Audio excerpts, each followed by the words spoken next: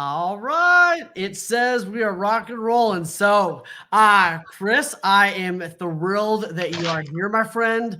I'm going to make sure that this event is actually doing what it's supposed to be doing. So, Chris is the man, the myth, the legend, the godfather of Hero Nation. There And you go. Chris, I'll let you give a little snapshot on your history and background so everyone knows you are legit. So Sure. give a little idea of your history, your background, and just so they know that they should actually pay attention. There you go. You never can tell with that. Yeah, well, I appreciate it, Wayne. Basically, I was born and raised in Michigan, but spent most of my life all around the country. I was general contractor out on Long Island in the 70s and ran a couple of businesses and sold commercial real estate in Seattle in the 80s. So I'd gone back and forth and spent about 20 some years after that in various industries, mostly the industrial chemical industry, nationwide, Canada, Mexico, all over the place. So I got to see a lot of this country and enjoyed much of it.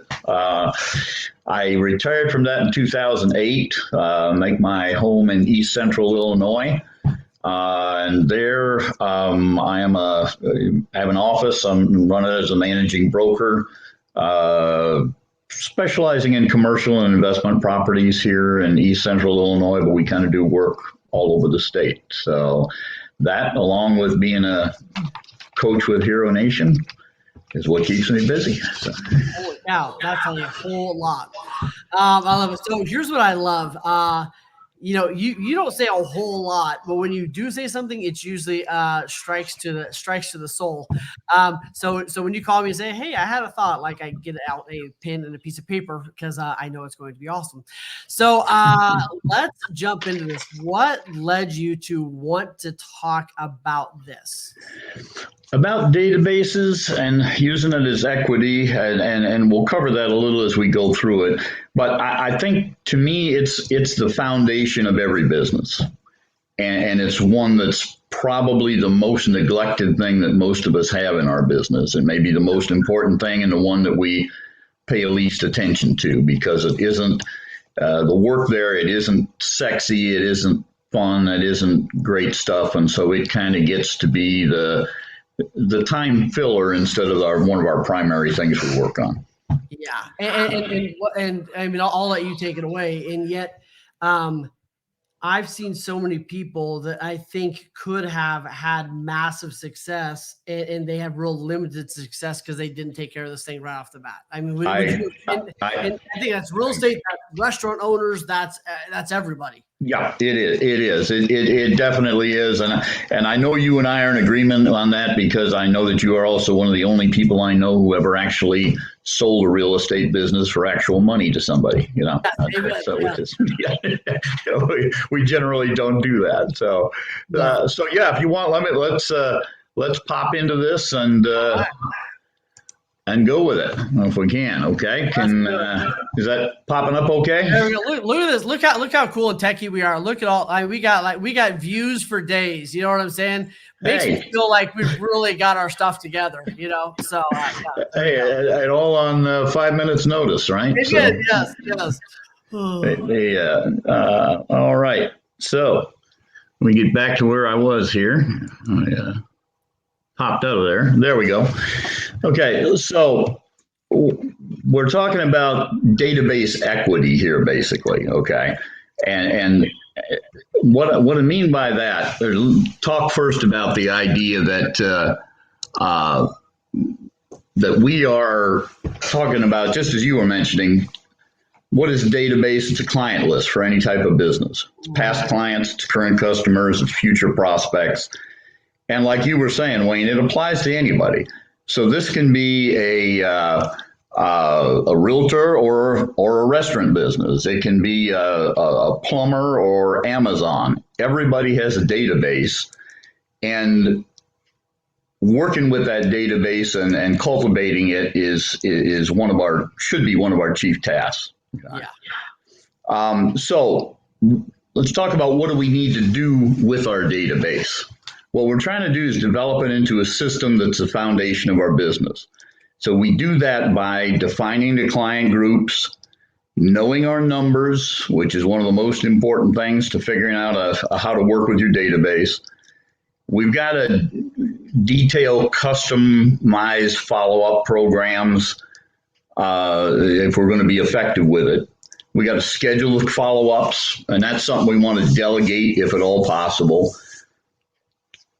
And then track our costs and results, which is something we sometimes don't do real well either. We just kind of wait till the end of the year and sort of see what happened. All right.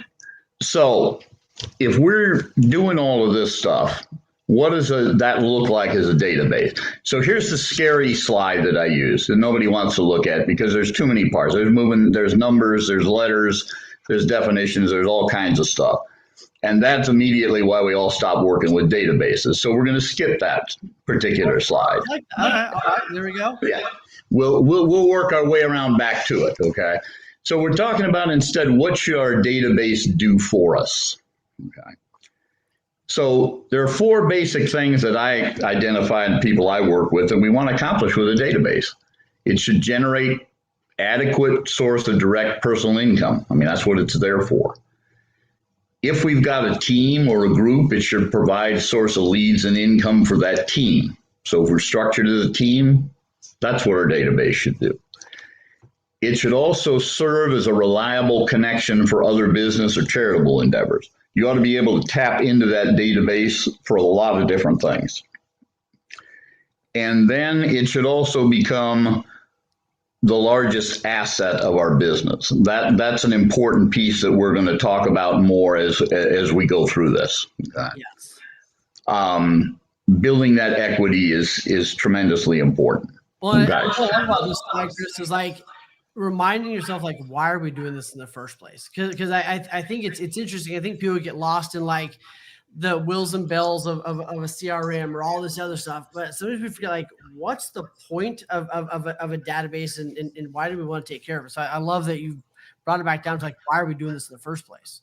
Yeah, well, it's like any goal, right, Wayne? If you don't have a motivation for it, it isn't going to happen. So if you don't understand the reason why your database needs to be important, it won't be important. Yeah. So let's talk about that first thing, which is one of the primary purposes of it is the regular source of personal income. So how do we figure out what that is and what piece of our database to work with? One of the first things we got to do is we've got to separate our database, but we've got to separate it based on who makes you money. We separate it all kinds of crazy ways. Who lives in such and such a neighborhood? Who does this? Who does that? That doesn't pay the bills. You really do it based on where do you make your money. Isolate where you're making these 80-20 principle, isolate where you're making your money and focus on that. Yes.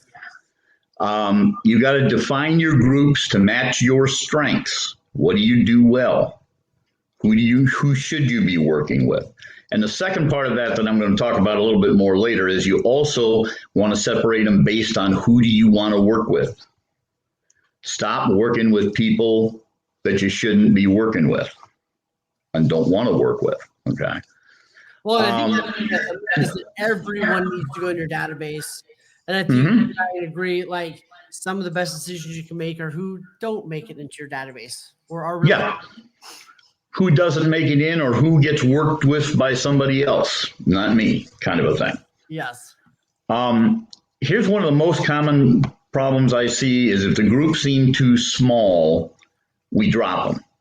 Every one of us has been in one of those meetings where somebody's talking about a database and they're talking about your A's, and your A's should be the people that you get 5 or 6 referrals from a year. And you look around, everybody is kind of not looking at each other because there's nobody in the room who has a single client who gives them 5 referrals a year. Yes. And they're figuring, what do I do with this, right? So, okay, but the purpose is don't get rid of the category of people who give you 5 referrals a year. Just go out and develop some people to do that. So we have a tendency to downgrade our groups, and it's kind of deviating downward to work with what we've got as opposed to developing what we want. Okay. Amen. Yeah. Yep. And then be aggressive in adding and ruthless in dropping people who no longer qualify for their group. I love that. All right. If you've shown them 50 houses and they still can't find one they want, it's probably not a good use of your time. They are not in your A group anymore, you know. So I'm going to talk about groups a little bit here, and I'm going to talk about my group. So we're talking about groups in general, but I want to use a system that I have been using for a number of years with the people I work with, just to give an example of how it works. This won't be the same for everybody, but hopefully you can pull some things out of it. Okay. So my A group are previous clients who buy, sell, lease, exchange, develop, refer, all sorts of things. And if I could for a minute, I always like to mention to people, especially people who are in commercial, but anybody who's in real estate or really any business, don't keep your focus too narrow on what you do. These are all revenue things. Okay. I love people who buy and sell buildings. That's who I work with. But I also love people who lease buildings or rent buildings. They're all the same. I mean, a $5,000 a month space rental, that's $60,000 a year on a 5-year lease. It's the same as selling a $300,000 piece of property. Yeah. Yeah. It just pays more like an annuity over a number of years, you know. Exchanges. I love 1031 exchanges. There's money to be made there. Referrals. We do business all over Illinois from the people I know. I've referred business out New York City, Boston, San Francisco. I've even referred business that's overseas. And some of those properties, what do you think the referral fee is on an $18 million townhouse in Boston? Probably wonderful. Yeah. It's a pretty good day's work. It doesn't hurt at all. So kind of open up your horizons, and a little bit depends on what role you want to play. Some people get hung up on units or where they sit in MLS, et cetera. I don't give a rip who gets the credit for a sale. I only care who gets paid. As long as I'm one of those, it's fine. Yes, I don't care whose name is in lights. Yeah. Yes, amen. I've been to the parade before and got to ride on the float. I don't need to every day. You know, it's amen. So, and I think what's important about this too is to get technical for a second is keep your working in CRM. Keep your groups very, very simple, right? Have just a handful of groups. You can have a lot of tags, right? Usually you can tag them. They live on the west side, tag them. They did this. You know, tag them all day long. I actually create a mind map usually, but tag them all day long. Yeah, keep your groups really, really simple. Because I think, like you're saying, that's one of the things I see. People have 48 different groups and then they're not taking care of anybody. Exactly. So in this case, my groups are really pretty simple.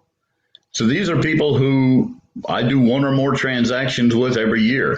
These people, though, I work with as partners in my A group. These are people who have their own project resources. So they may be another developer. They may be a contractor. It could be another realtor that I get into a project with. It doesn't matter. Yeah. These are more peers that I work with as partners. And then my B group are really the same type of people that do one transaction or more every year with me, but they need my support for resources. They don't have their own architects and they don't have their own attorneys and tax people. They need some of mine. That's really the only difference between my A's and B's. One or more partners, one I'm more supporting. And as you can see, there's not a lot of people. I work with 9 A's and 23 B's, and pretty much I spend, and you'll see that later, I spend most of my time every year working with 32 people. Love it. And I'm going to get into how we differentiate that a little bit more too. And that's this. Okay. Differentiating between who is in each group. This is my system. No one is in my A's or B's unless they're profitable and enjoyable to work with. That's it. That's the two criteria. Everybody should get that tattoo. That is gorgeous. It's, we deal with all these matrices. We always got an XY axis. They're not profitable. They're profitable. They're enjoyable. They're not enjoyable. this is the same sort of thing, and it's the same sort of problem. It's easy to figure out that you want to work with people who are profitable and enjoyable to work with. Just as it's easy to figure out people who aren't profitable and aren't enjoyable to work with, we ignore. Right. The two problem quadrants are the other two. Okay. Working with people who are profitable, but you don't enjoy working with them will make you money, but it'll rob your soul eventually. And the most dangerous people are the ones who are enjoyable to work with, but they don't make you any money. There you go. These are people that hang around with on the weekend, not Monday through Friday. So we try to keep that's the borderline. And people move in and out of these groups. Every year, some people move into my B's, and every year, a person or two may move out. Yeah. Well, and Chris, I think you mentioned a good point there, really quick. Is your database is a living, breathing thing. And I think so many people treat it like it's a stagnant thing, right? Hey, I plug it in and then I just kind of let it go on autopilot. You got to take care of your database like it's a kid, right? Like it's a living. You got to feed it. You got to remove it. You got to take care of that thing. And also there's some of the dangers are having an A group with 3,000 people in it that you're not really taking care of. We need to do something different. So absolutely. I agree 100%.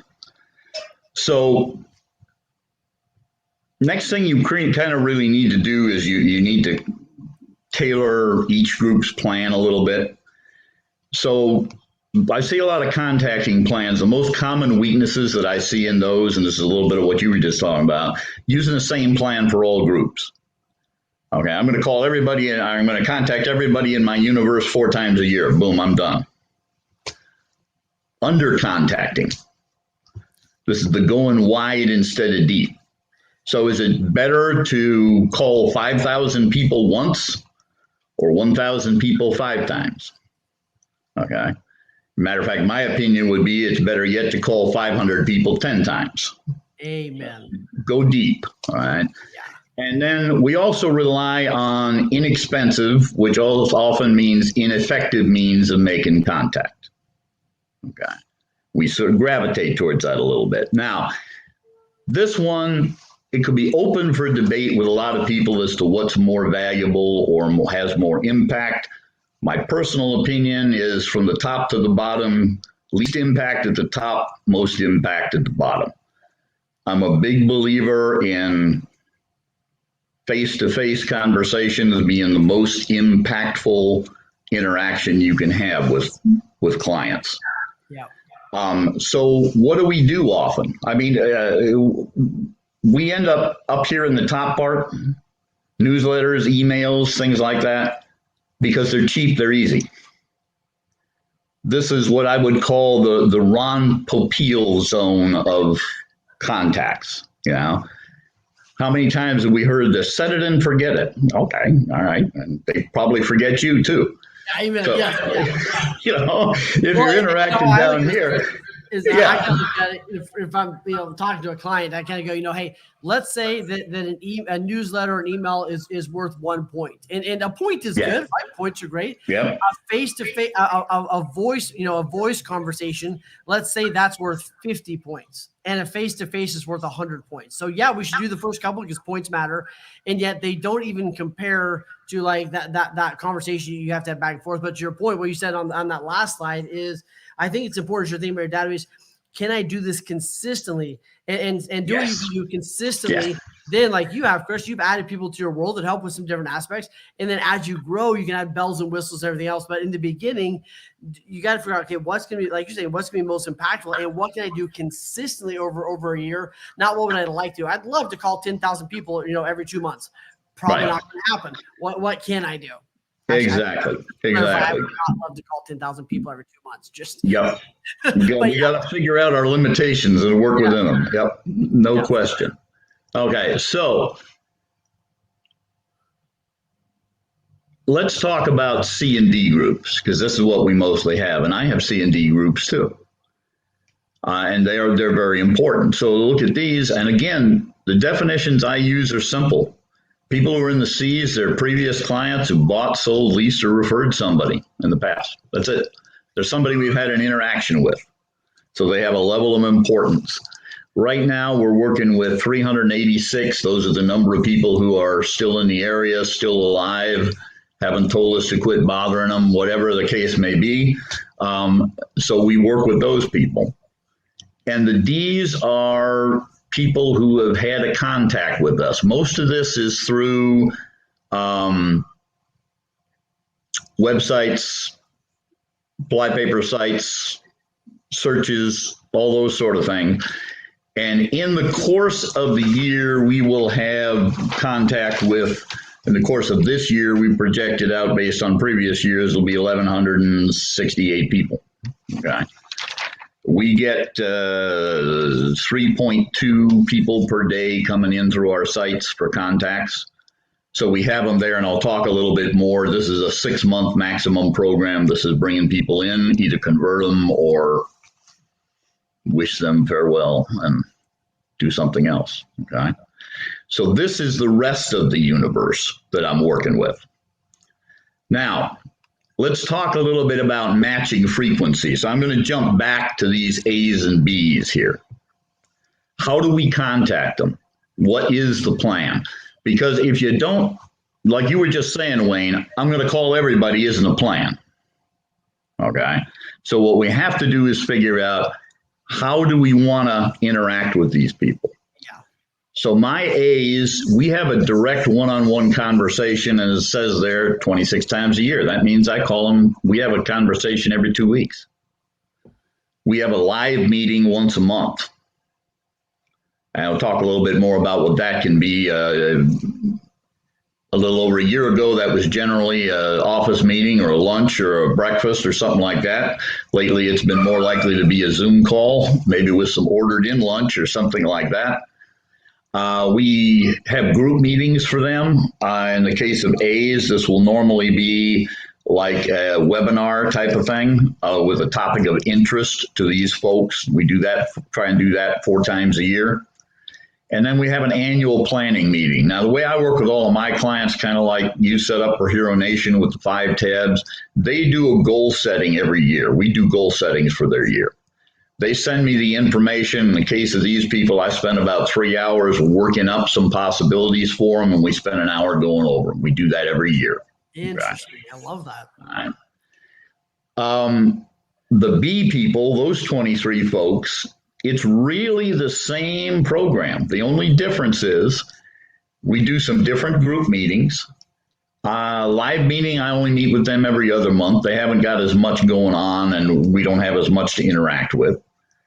And their planning session, it's just a time change. I only spend about 2 hours putting theirs together and 2 hours going over it with them because we have to go into more detail. The other folks are more efficient. But basically, this is how I approach the people I work with.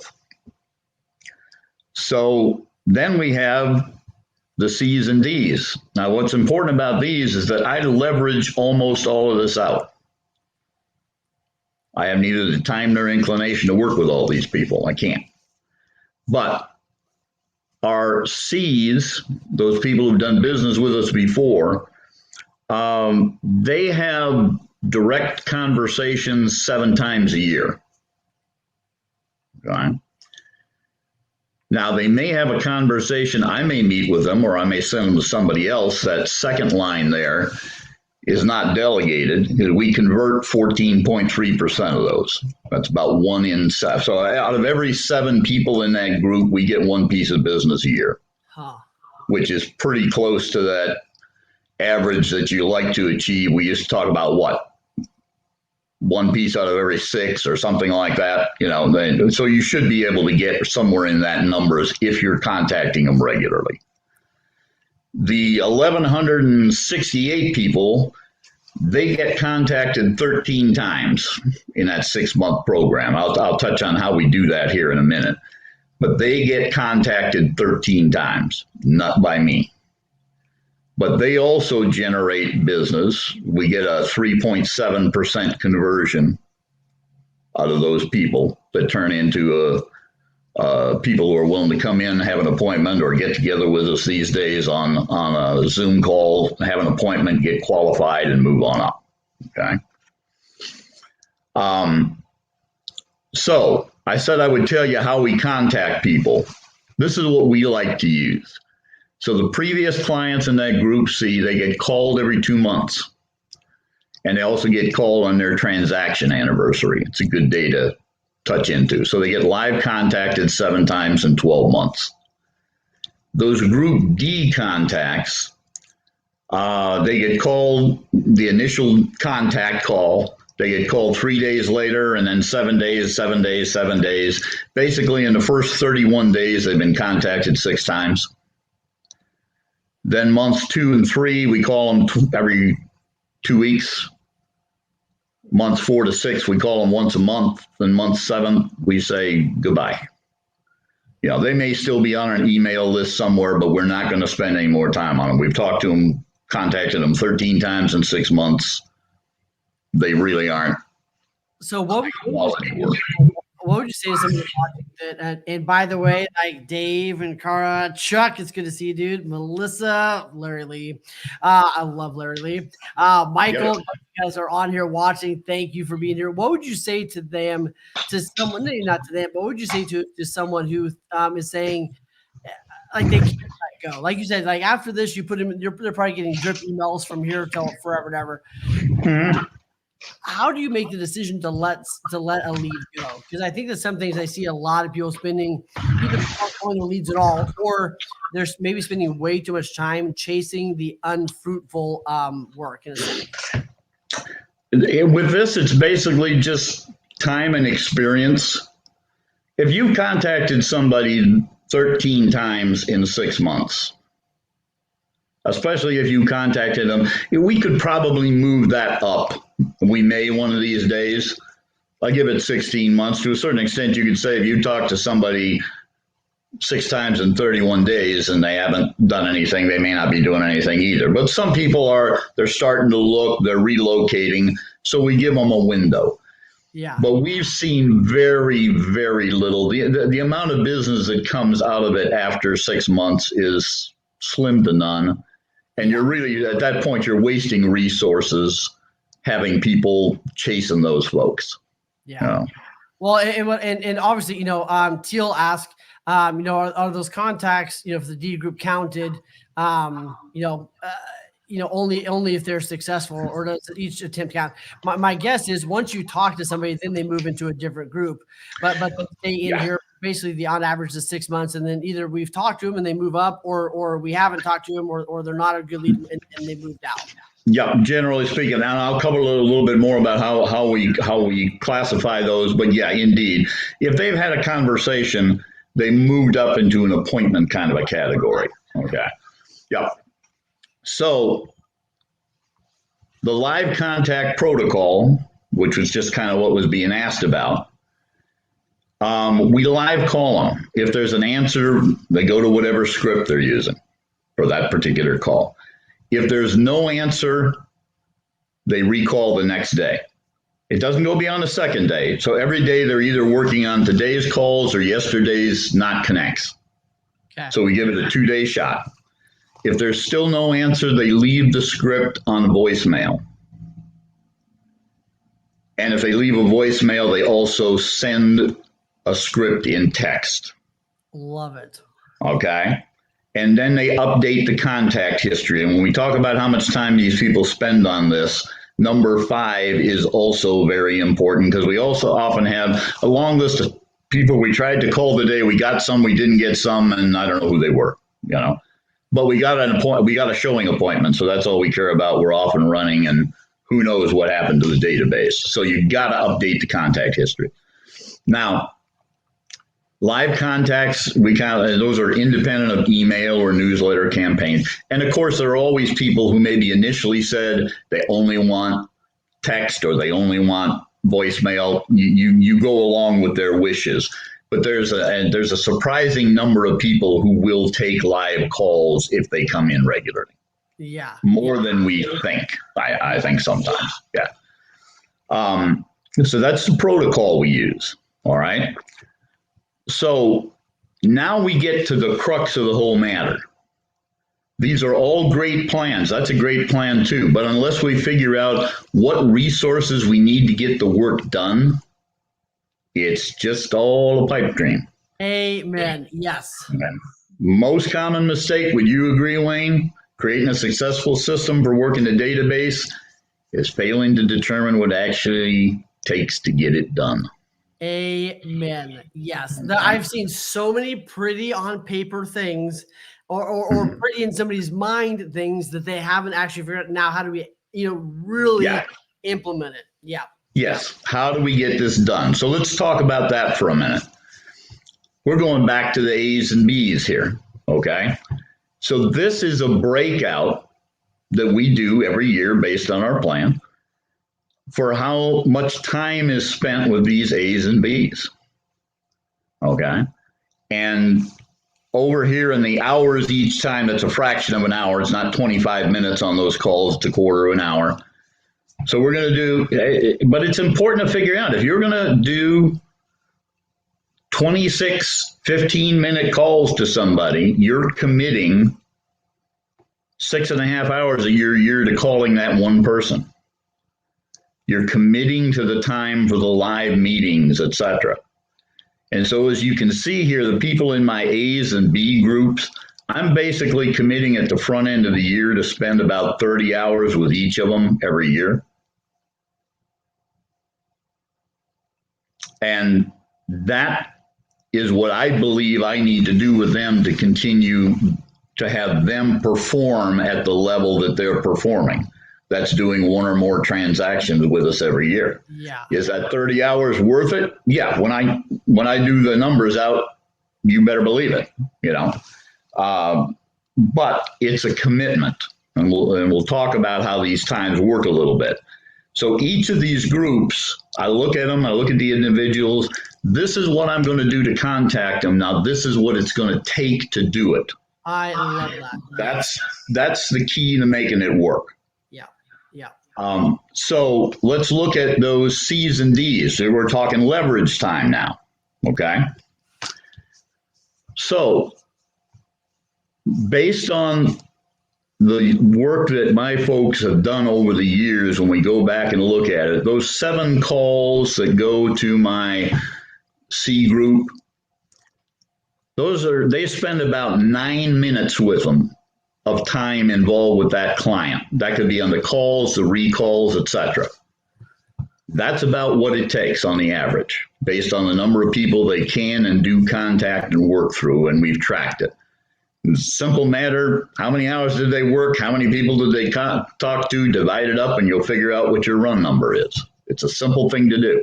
And then you project it out. If I want them to contact this many people, it's going to take this much time. Right. Got to have the resource. Okay. So that adds up to about an hour that they spend chasing each of those people every year.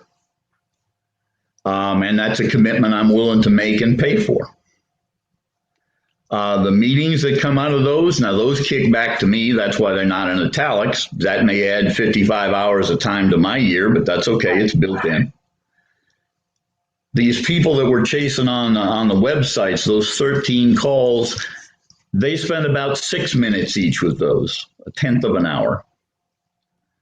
So each one of those people, they're going to spend 1.3 hours chasing them. That's the cost of chasing those people down and keeping in touch with them. Again, a cost I'm willing to pay. I'll show you why later. But again, they generate some appointments which can either come to me directly or I may relegate those to somebody else to meet with them. But now we've broken it out and figured out how much time is there. All right. This actually almost looks like a business, which is interesting. It's getting close. It's getting a little scary. That it actually looks like you know what you're doing and you have the math and the numbers to support it. And one thing I think really interesting you said is, and when we talk about this a lot when we're doing goal planning, right, with our clients, is what do you want to do? What's it going to require? Are you willing to do it? Now we can commit. But most people go, here's what I want to do, commit. And they skip to like what's required. Are you really up for that? Now we can go lean in. Yeah, you get later on, you get that. Oh, I didn't know that meant doing that. Exactly. Yeah, Yeah. Well, and Chris, I think if we go back to coaching for 1 second, so many of our clients are frustrated because they're trying to get 80 hours of stuff done in the 45 hours they have available or whatever it is. Exactly. And I think what breaks your heart, you've probably seen this more than I have. You see people that live a decade that way. And it breaks your heart instead of like, hey, if you only have 45 hours because of your other commitments, what are we going to do? We're not adding any more time. Exactly. Let's figure that out. And I think that goes back you can't add the time. You get people who will self-acknowledge. I've had a couple of them who say, "Hey, I need to change what I'm doing because I'm simply in an earn and spend mode." Amen. Yes. And that's the business plan. I earn it and then I spend it. And hopefully when the year is done, there's some left, right? So. Yes. Amen. Amen. Yeah, no, I think that is awesome. And by the way, if anybody wants to jump on the phone or reach out to Chris, this is what he does with his clients. He helps them figure this stuff out so that you can have a consistent, predictable business. So what I love about you, Chris, is like not only do you preach it, but you're also practicing it, and you can help somebody do this for their own business in a 100th of the time that it would probably take someone to start from ground zero and figure this out. And it's going to be different, right? Like this, you're not going to make them follow your way. Yeah. Figure out theirs that matches their goals. It's always going to be different, but once you put the work into setting it up once, all you have to do from then on is adjust for as many years as you want to run it. Yes. Yep. So remember this spreadsheet we had before that was a scary looking spreadsheet. We've now gone over this entire spreadsheet. We just did it in pieces, so it was a little easier to chew on, all right? Yeah. We looked at everything that's on here. Now, what we did, we worked our way through all of that to get to this. These are the two important numbers on that spreadsheet. My total direct hours per year are 700 that are committed to. The total leverage hours committed to is a little over 1,900. That's what we need to figure out from all of that, because this is where the real plan starts, okay? So if I know my time, it determines my schedule. So I know I've got direct time 700 hours a year. If I work 50 hours a week, I've got to schedule 14 hours a week of contact connection time in my timer, in my daily planner. It's there. I add in about 2 hours of meeting with people who come out of this. I end up with 16 hours. Basically, 40% of my time I spend working with my database. That's what I do. And then I just time block it out for effectiveness to work with these folks.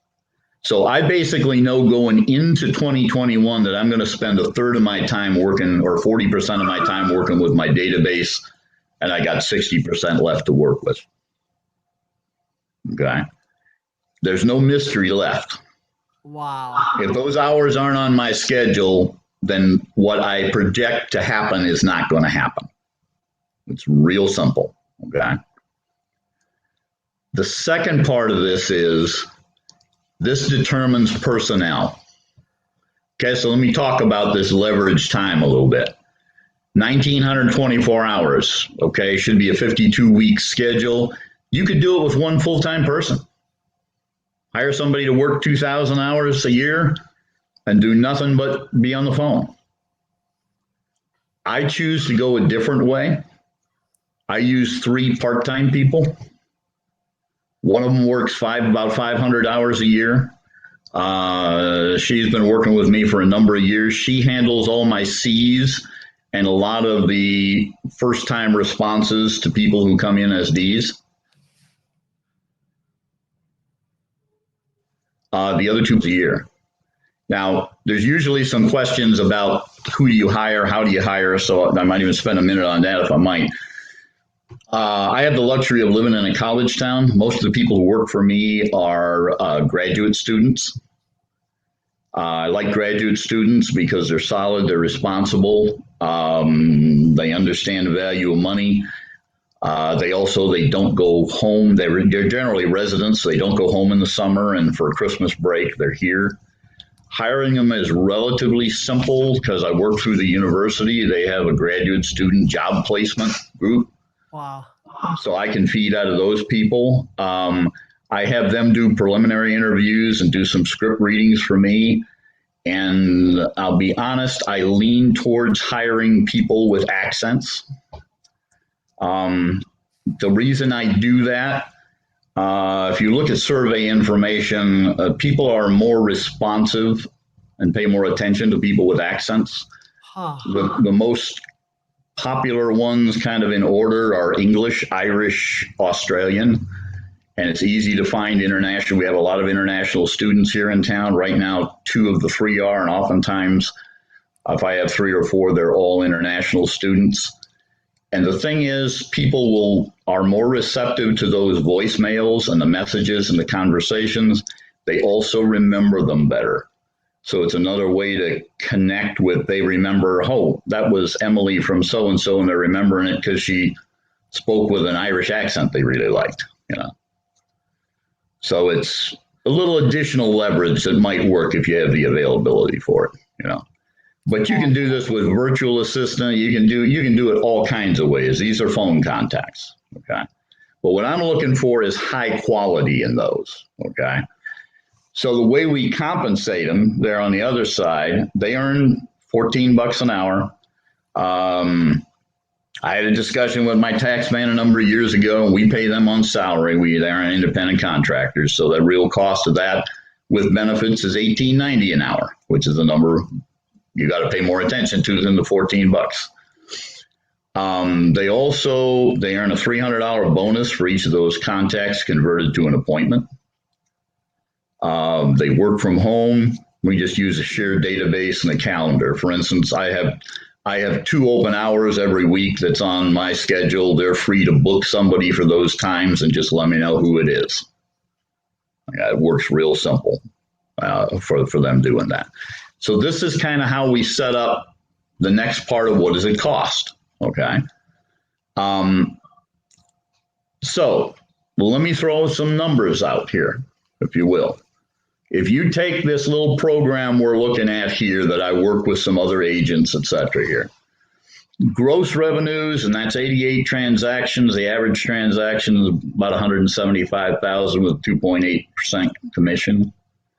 So that means this effort can generate $455,000 a year out of what they're doing with those C's and D's. Okay. The websites and the source costs and so forth that I have for those, it's $34,500 a year is what's spent on all of the websites and whatnot. The wages, $36,000. The bonuses, $26,000. You take those out of there, and so before you disperse any leads, if you wanted to work it all yourself, there's about $360,000 there. I pull a few clients out of there, really just the lease ones, so I'll take those out of the mix. It's a little over 10%. The rest of them, they can be commissions to team members at a 75% split. So you could pay out $290,000 in commissions, and you still got $67,000 left when you're done for pretty much doing nothing. Dang. Just let it run. And like you said, you're basically $100,000 to net $300,000. Mm-hmm. Yeah. So what do I have at risk every year? I could spend $70,000. If not one piece of business came in from it, I'd be out $70,000.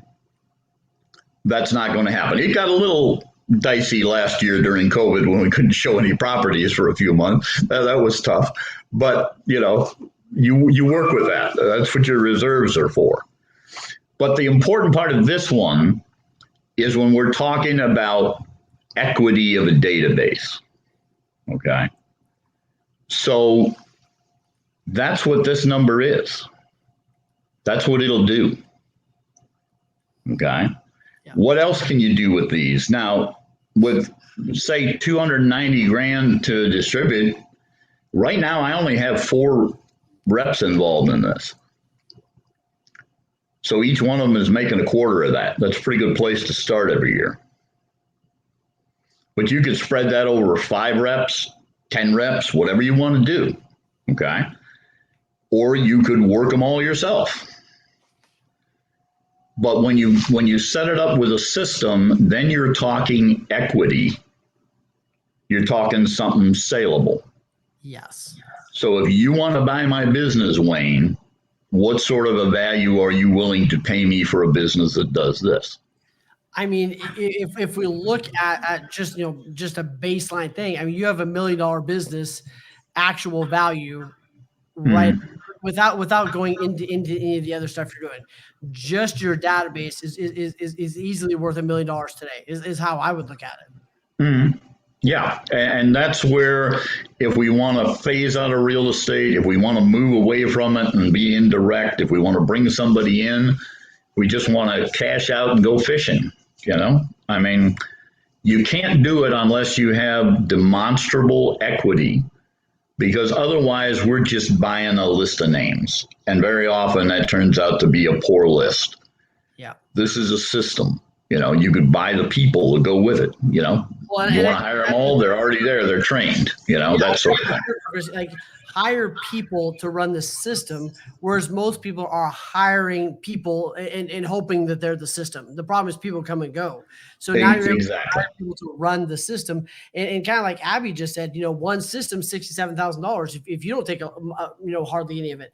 And what's interesting about that is, at this point, you get to wake up January 1st knowing what's going to happen this year with almost 100% accuracy. Mm-hmm. Also, you get to now establish, if I was a business owner, right, looking at your business, I would make the decision of, hey, do we invest more in this system, or do we now go, and because this is dialed in, we can go another. Now we want to do a farm area, or now we want to do whatever. But now you've got, this is what dialed in looks like. Now that you have this system dialed in, and that carousel is going to continue to spin, you have freedom to now open up a bunch of mind space and go do something else. So imagine if you had 5 systems. They're all the things you make sub plans for. How do I turn that 3.2% into 3.5%? How do how do you up each one of those pieces of your game every year is what it becomes instead. So when we're looking at that, let's go back to what we talked about originally. What is our database supposed to do for us? So hopefully out of this, you got some ideas. How can you structure it so it generates a regular source of personal income? Okay, that's doable. Know your numbers, set up your system for your strengths. Can you use it to provide a source of leads and income for team members? Yeah, definitely. That's the second piece of it if you want to. It can serve these people we're all connected with, all these clients we talk to. If there's a fundraiser or a charitable event, boom, I got immediate access to 1,500, 1,600 people who we're regularly interacting with. It's easy to do. And how do you turn it into an asset? That's what we were just talking about, right?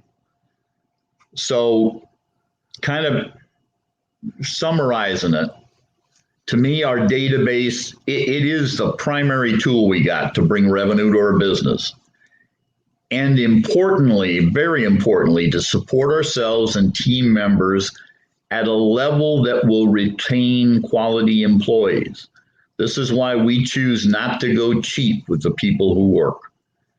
That young lady who works 500 hours for me, between her base salary and the bonuses she got last year, she made about 23 grand working 500 hours a year. Not a bad way to go. Pretty awesome. She's pretty happy. I'm pretty happy. It works, and then our database is also the only real component of many businesses like ours in real estate or lending or things like that. That's the only thing that's a tangible asset. All the rest of it, we got a couple old file cabinets and, and a cooler, what else we got that we use, most of the rest of our business is really nothing unless we physically own the building we're operating in. So it's got to be our database. So the question to everybody is, what will your business be worth this year? How are you going to measure it? Dang. Dude, I feel like I need to go back and watch this call like 3 more times. That was awesome, and the way that you have it dialed in is insanely beautiful, my friend. All right, here's what I want to know. We got about 2 minutes. If you're watching this live, post one aha you got from this. And if you have a question, throw it out there. If you want to have a phone call with Chris, put that in just put call me in the comments, and Chris will connect with you. Because I'll tell you what, Chris, you're on a mission to help people create sustainable businesses and that serve them, that are right for them. And I love seeing that on a consistent basis, which is awesome. And yet, as somebody watching this, you realize it's going to take a little bit of work, and then it's going to be a huge payoff. And it kind of goes back to discipline. A little bit of discipline right now, working with Chris, whatever it is, getting the stuff dialed in. A little bit of discipline is going to have a major reward over the next decade. Not getting this dialed in right now is going to lead to a ton of money, energy, time, effort that you left on the table. Yep, exactly. Yeah, that getting ready on the front end. I mean, that's why we set things up. You set them up, and then all you got to do is run them. That's awesome. Dude, thank you so much for doing this. Thank you for being a Hero Nation coach and being the godfather of everything. Seriously, you're the amount of wisdom you're able to bring in a short amount of time is huge. And I think that's what we talked about. And I think it was who was it? Eleanor Roosevelt. I think that she was the one that said you don't have enough time to learn it all on your own. You literally do not have enough time, enough years to learn everything on your own.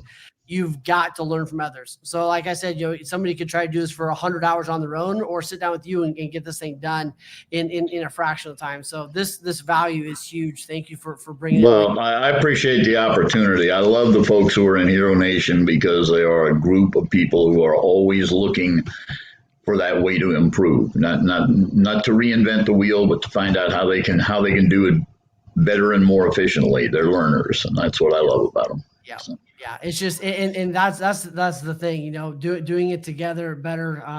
Makes us all better. So thank you for being here, my friend. Those of you that are watching with us, thank you for engaging. Thank you for being part of the Hero Nation community. And if you have something brilliant you want to share, hit us up. We'd love to bring you on, because like I said, the goal of this community is to, together we all do better. So, all right, my friend. Favorite comment of the day, Larry Lee. Chris is a gangster. I would agree. Database. There we go. You are official. My friend. Bye, y'all. Thanks, Wade. Be good, everyone.